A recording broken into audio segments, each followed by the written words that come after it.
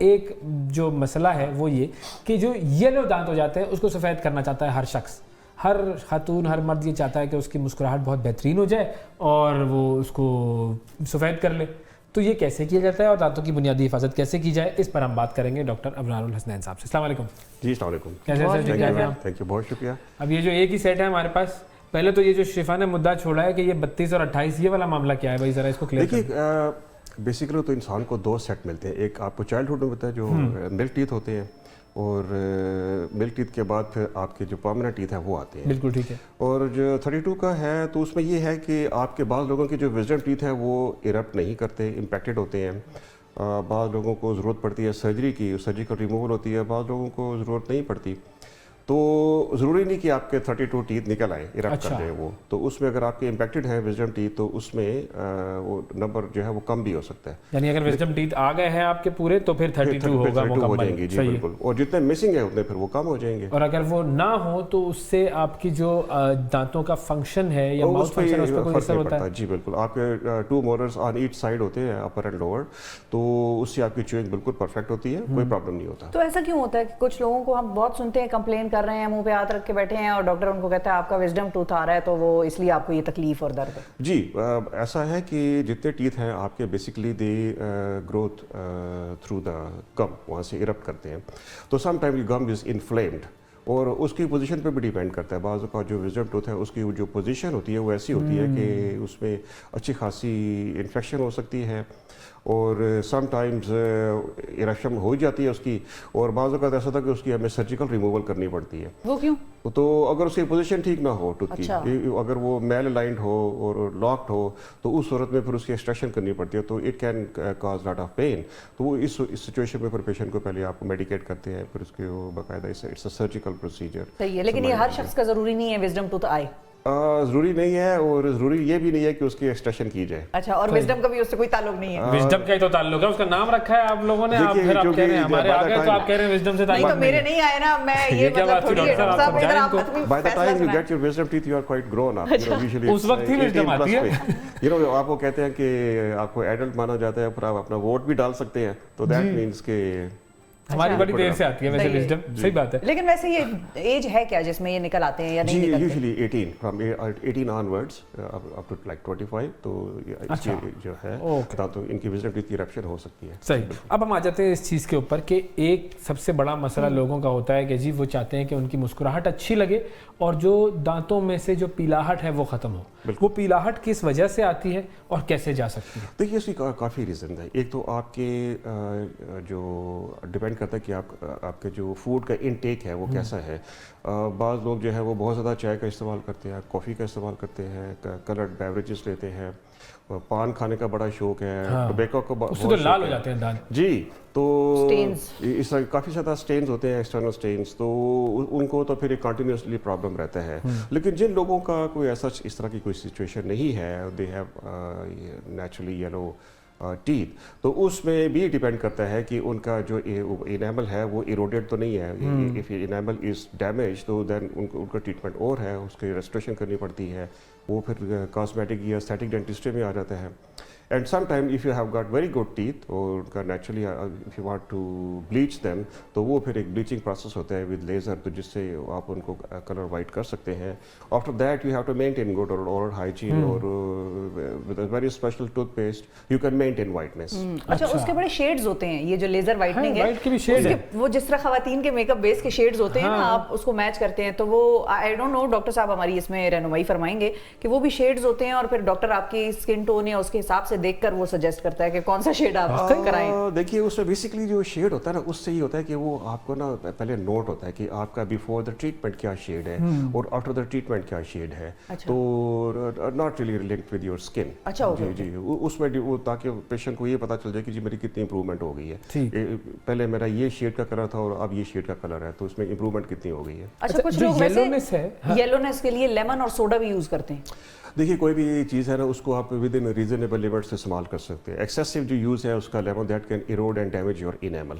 तो you have to कोई भी ऐसी चीज़ जिसके अंदर एब्रेसिव कंटेंट ज़्यादा है उसको आपने अवॉइड करना है. क्या दांतों का पीला होना दांतों की कमज़ोर होने की निशानी है? नहीं, दांतों की जो कमज़ोरी होती है वो आपके गम्स से, अगर आपके गम्स की डिजीज़ है, आपका बोन लॉस हो रहा है, गम्स की इन्फ्लेमेशन है, डीप पॉकेट्स बनी हुई है गम्स के अंदर, तो उसकी वजह से फिर होता क्या है कि आस्ता आस्ता जैसे वो होती है ना लैंड स्लाइडिंग होती है, तो अल्टीमेटली बड़े बड़े जो ट्रीज़ है वो भी गिर जाते हैं. तो इसी तरह if there is bone loss तो आपके हेल्दी टीथ गिर जाते हैं.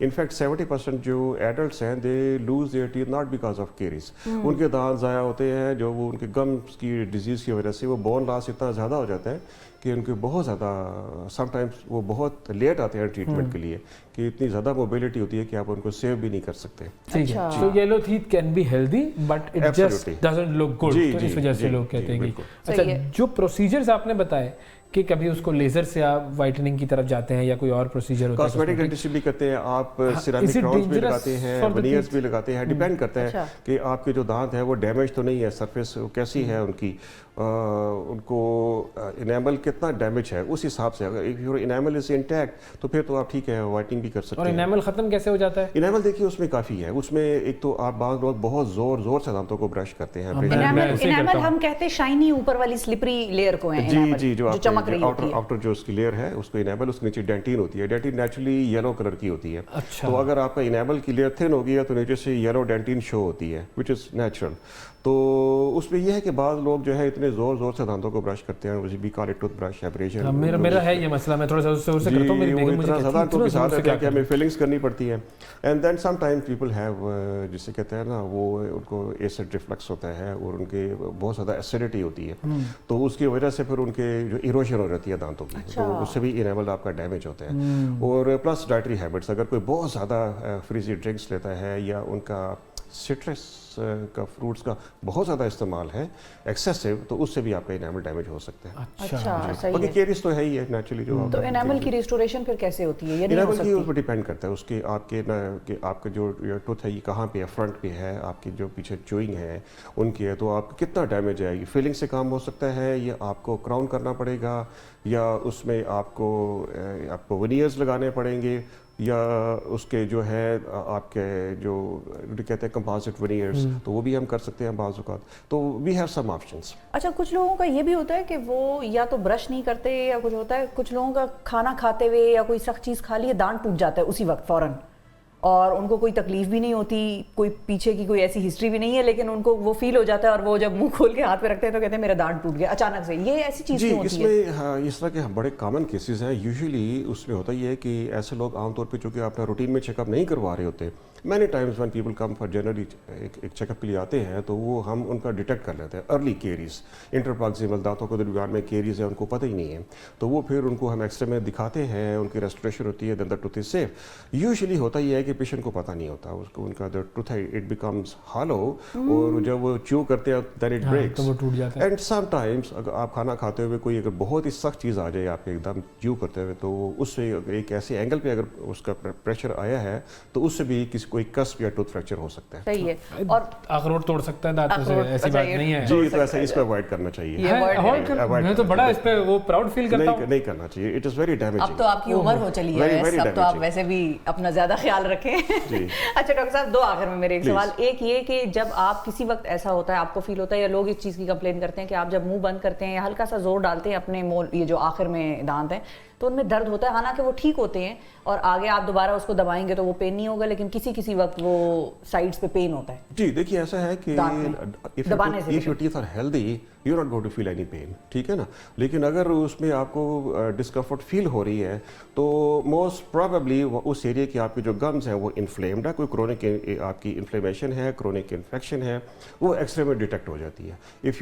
अगर आपको कोई ऐसी चीज़ फील हो रही है तो आप कोई भी अपने जो आपके डेंटिस्ट उनको विजिट कीजिएगा, वो एक्सरे करके इसको चेक करेंगे, फिर आपको वेरीफाई कर देंगे कि आप ये. सम टाइम ऐसा होता है कि वहाँ पे ना फूड इन्फेक्शन हो रही है, खाना फंस रहा होता है क्रोनिक, तो वो लोगों को पता नहीं होता, तो वो आपने उसको एरिया को फ्लॉस करके क्लीन रखना होता है, तो आप बड़े नुकसान से बच सकते हैं. सही है. और finally, how often should one visit their dentist?